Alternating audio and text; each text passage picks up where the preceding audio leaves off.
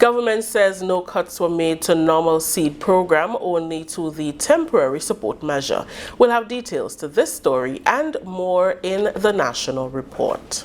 COVID-19 News for Wednesday, January 25th. I am Rikisha St. Louis. Prime Minister Honorable Deacon Mitchell says no cuts will be made to the Support for Education, Empowerment and Development program to beneficiaries. During government's post-cabinet press briefing on Tuesday, Prime Minister Mitchell explained that government only removed payments that were part of a temporary relief support program implemented during the COVID-19 pandemic, which was scheduled to expire in December 2022. He further explained that the previous administration implemented the temporary structure without any allocations in the 2022 budget, and following the June 2022 elections, his administration budgeted an additional $8 million to continue and extend the program until the end of the year. There was in fact no budgetary allocation in the budget for this, and as a result, when this administration took office in June, we came back to Parliament and sought the approval of Parliament for $8 million to in fact fund the temporary increase in the seed allocation of $150. Let me repeat this. When the budget statement was read in November of 2021, promising this additional $10 million, there was no actual appropriation for it. Prime Minister Mitchell added that once the list of beneficiaries is thoroughly reviewed, government will explore the feasibility of increasing the allowance. There will be no diminution in the normal seed benefit. The Honorable Minister has indicated that the list is being cleaned up, and when you listen to the categories of persons she's talked about, dead people, people who are overseas, people who are in prison, people who've graduated from the program. What we want to ensure is that those persons who truly need the program benefit from it. And we are confident that once we are able to sanitize the list and we are able to ensure that the persons who need it get it, then we will be in a better position to review to see whether or not the government is in a position to do any permanent increases to the program. Minister of State with responsibility for social and community development, Senator Gloria Thomas, said the recertification exercise continues for the seed program to thoroughly scrutinize the list to remove individuals who have died, those who are in prison, those who have migrated, and former students who are now employed. The temporary measure that was employed to assist families to cope with the impact of COVID-19 ended December 2022. In addition, persons who applied for seed and did not reach the requirement, meaning they did not score according to the Grenada Living Condition Index, these persons were given a stimulus payment, which also ended December 2022. An amount of $18 million was budgeted for seed in 2022, and in 2023, $18 million was again budgeted for seed. So there was no cut in the budgetary allocation to pay seed beneficiaries. Government's move to increase the contribution rate for employers and employees under the National Insurance Scheme is expected to generate sufficient revenue to finance an unemployment benefit scheme. This is part of plans to save the NIS from bankruptcy.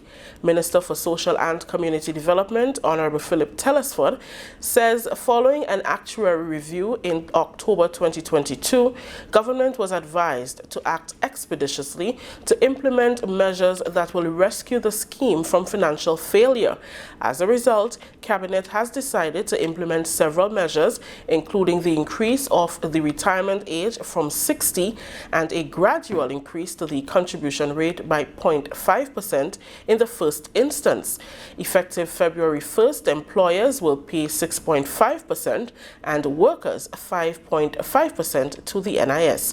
Minister Telesford is optimistic that this increase will be critical toward generating much needed revenue to support various aspects of the NIS, including an unemployment benefit scheme. This would now enable us to properly fund an unemployment benefit scheme to benefit the population. This move is extremely critical. We've learned from the pandemic, we've learned from 9/11 and so many other downturns that we've had in the economy, including the global recession. And so this is something that must be done. And so that is something that will take effect from the 1st of February. And a number of other pieces, including the retirement age and the gradual increase in employment contributions. So that is going to happen. Continuing the news, restoration work will soon begin on the public library in St. George's, which has been closed since 2011. That announcement by Minister for Education, Youth, Sports and Culture, Senator David Andrew, during Tuesday's post-cabinet press briefing. The library, which was first opened in 1892, was damaged by Hurricane Ivan in 2004, and a termite infestation forced its closure years later. Within this quarter, we anticipate to have the scope of works for restoration done in conjunction with the Ministries of Infrastructure and Mobilization and Implementation. So we're going to collaborate to have the scope of works done with a view to setting up the framework for actual commencement of work and going through the process of bidding and ensuring that we select a contractor. Senator Andrew noted that the process of digitizing records at the public library continues. He said since the closure of the public library, there has been heavy reliance on community libraries, and as such, the government is reviewing ways to incorporate them into the national policy.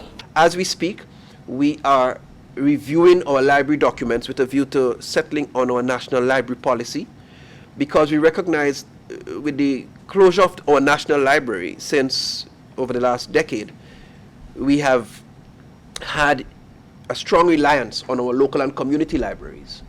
And we now need to take an umbrella position over all of our libraries. How do they fit? What degree of support do we offer to them? How does that fit inside our national policy as we move to continue the restoration drive of our National Library?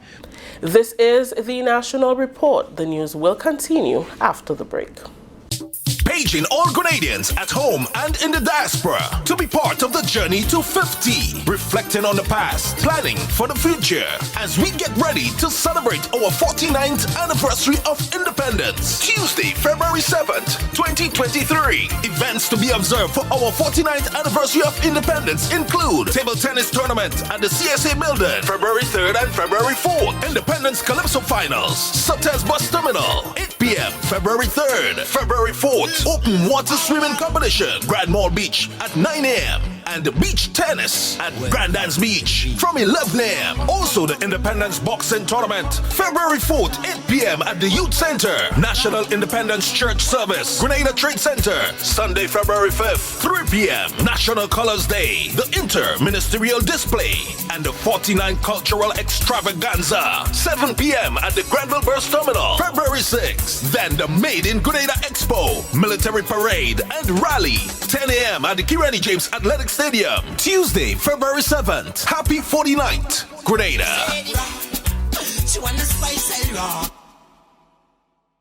Welcome back. Health Minister Senator the Honorable Jonathan Lacrette says the Ministry of Health, Wellness and Religious Affairs considers 2023 the year of mental health and wellness. COVID-19 has impacted every facet of life since 2020, and with the pandemic still around, individuals are still being affected physically and or emotionally. And as such, the Ministry of Health will host the consultations at the parish level beginning in St. David to make amendments to the Mental Health Act. The act was last revised in 2008.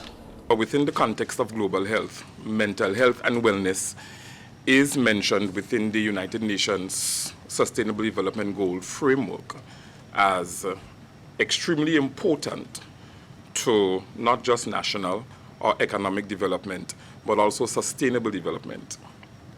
And as a result of that, I believe by and large, we have heard, and we're still hearing, the national cry for the rehabilitation of a rehabilitative clinic, or also known as, formerly known as Carlton House.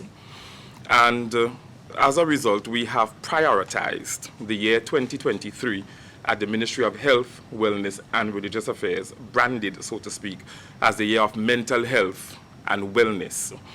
Within that mental health and wellness framework, we are going to commence national consultations on mental health in March of 2023, and we are going to start with the parish of St. David. That's strategic, just in case we need a supplementary budget during the year. Prime Minister would be gracious to us because we've started with his constituency. But we're starting with St. David, and we're going to move to the other parishes, including Carriacou and Petit Martinique, as we move through the rest of the months in the year. We believe that the national consultation is important because we want to do some reformatory work as well as some policy reformation as it relates to the Mental Health Act of 2006. Of which some amendments were done in 2008. Well, that's a long time ago, and mental health and wellness has progressed significantly, especially in the clinical field. And as a result of that, we definitely need to make some amendments. Part of the awareness campaign will be a national walk to be held in March. Minister Lacrette says there is a need to promote a culture of physical well-being for citizens. We are going to be doing our Grenada, our signature walker-size Grenada shift exercise setting motion from the Ministry of Health perspective. And as time progresses, we are definitely going to inform the public as it relates to where we're going to be walking from, the kind of exercise routines we're going to be engaged in on a national level. It's basically a national call for us to fight against the NCDs that has become extremely prevalent in our society. Finally, in the news, the Ministry of Agriculture's Farm Machinery Program, which was disbanded in 2018, will be reinstituted under its Food Security Enhancement Project. The program was instituted as a means of offering land preparation services to farmers at a subsidized cost. Minister for Agriculture and Lands, Fisheries and Cooperatives, Senator Adrian Thomas, who made the disclosure at Tuesday's post-cabinet briefing, said the process has begun to source machinery to serve under the program.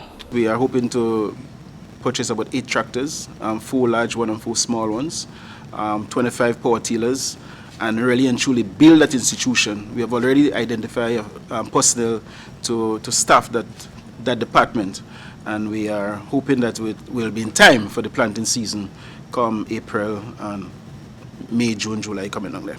The ministry will also embark on a project geared at improving existing farm roads for easier access to and from farms.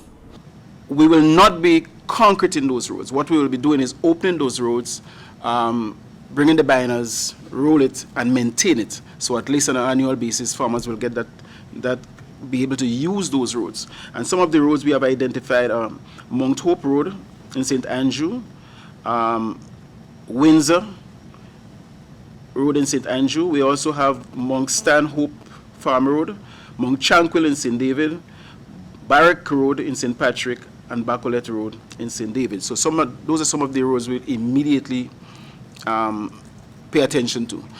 We'll also be asking farmers to make the necessary applications in regards to some of the roads we were not able to identify, but the farmers might be able to help us in identifying them. And also the Extension Service will furnish us with the necessary information. Minister Thomas says additional roads will be constructed by the Climate Smart Agriculture and Rural Enterprise Program, SIAP. And they will be concreting those roads. They have already started in Cloget, Palmis, and Granton, that's in Willis. Those roads are in advanced stages. There are some other roads that SIAP will be taking on board this time. We have Dumfries in Carriacou, Springs Garden in St. Andrew, Rookie in St. David, Maitland Road in St. Andrew, Badia St. David, Fairfield St. David, Chambo, St. Patrick, and Mount Rule Pleasant in St. Patrick. Those are some of the roads that SIAP will be have already have funding for, and they are putting systems in place to ensure that those roads happen. Now, all these roads will not be completed in 2023, but it's a project that will be ongoing. That story just ended the national report for Wednesday, January 25th. Let's recap the top story. Government says no cuts were made to normal seed program, only to the temporary support measure. On behalf of the entire news and production team, I am Rakisha St. Louis saying thank you for joining us.